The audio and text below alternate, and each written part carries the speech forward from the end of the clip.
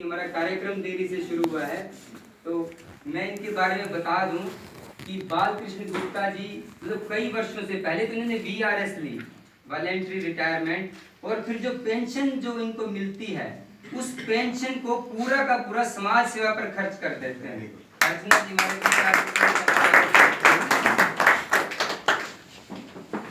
तो आप बैठिएगा बालकृष्ण।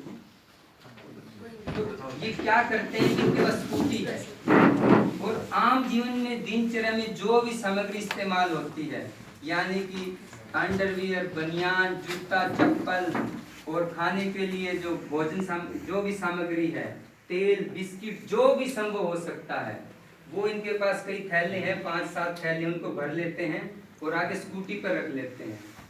हमारे जैसा जो इस उम्र में भी शायद ये ना कर पाए, लेकिन उस उम्र में भी ये उसको आगे रखकर, लेकिन एक और तय, इनका कोई तय नहीं होता कि मुझे इस रास्ते पर जाना है। वो ईश्वर निर्धारित करता है कि आज बालकृष्ण जी आप इस रास्ते पर जाइए, तो उस रास्ते पर ही निकल पड़ते हैं। जो भी जरूरतमंद दिखता है तो उसको ये पूरी सामग्री देते हैं, और ये लगता है कि उसे बार बार चाहिए तो उसका पता भी ले लेते हैं और वहां तक पहुंचाते हैं।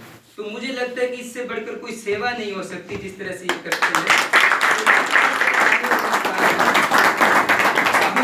प्रश्न पता लगा, अभी मैं वो भी आपसे साझा करना चाहूंगा इनसे संबंधित। एक बुजुर्ग रिक्शा वाला दिखा इनको, इनके पास बैग थे, तो बहुत बुजुर्ग बोले बड़ी मुश्किल से चला रहा था रिक्शा। इन्होंने सोचा अभी इतने बुजुर्ग को मैं बैग रखूंगा, बेचारा कैसे चलाएगा, बड़ी दया की बात है, कि क्यों परेशान करें। फिर दूसरा विचार है इनके मन में कि अगर मैं नहीं इसको रिक्शा करूंगा तो कौन करेगा, क्योंकि वो तो आजीविका के लिए आया। अगर ये सोच के हम सोचे कि रिक्शा बुजुर्ग है, चला नहीं पाएगा, मैंने उस बुजुर्ग को रिक्शा ली, और इतना ही नहीं, उसको पूरी सामग्री जो इनके पास उपलब्ध थी, बनियान और सब कुछ का, ये हमारी तरफ से भेंट है।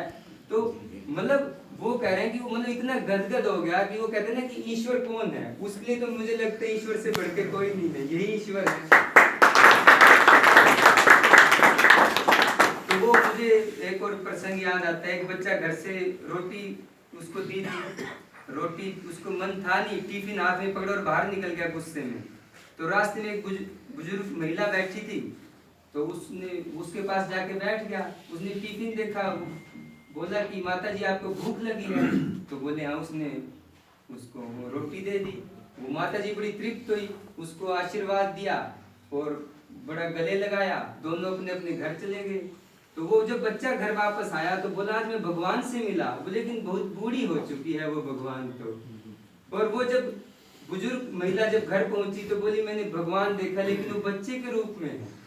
तो मेरा कहने का तात्पर्य है कि भगवान का कोई रंग रूप नहीं है, वो किसी भी रूप में आ सकता है। और हमारे लिए जब कोई भी अच्छा काम करते हैं तो मुझे कहते भी तू तो मेरे लिए भगवान ही है। तो ये कहीं ना कि हम सबके अंदर भगवान है, तो वही है कि हम उसे सामने कितना ला पाते हैं। तो हम आमंत्रित करते हैं श्री बालकृष्ण गुप्ता जी को सम्मानित करने के लिए। हम अतिथियों से आग्रह है कि अंगवस्त्र और स्मृति चिन्ह लेकर सम्मानित करें। आइए।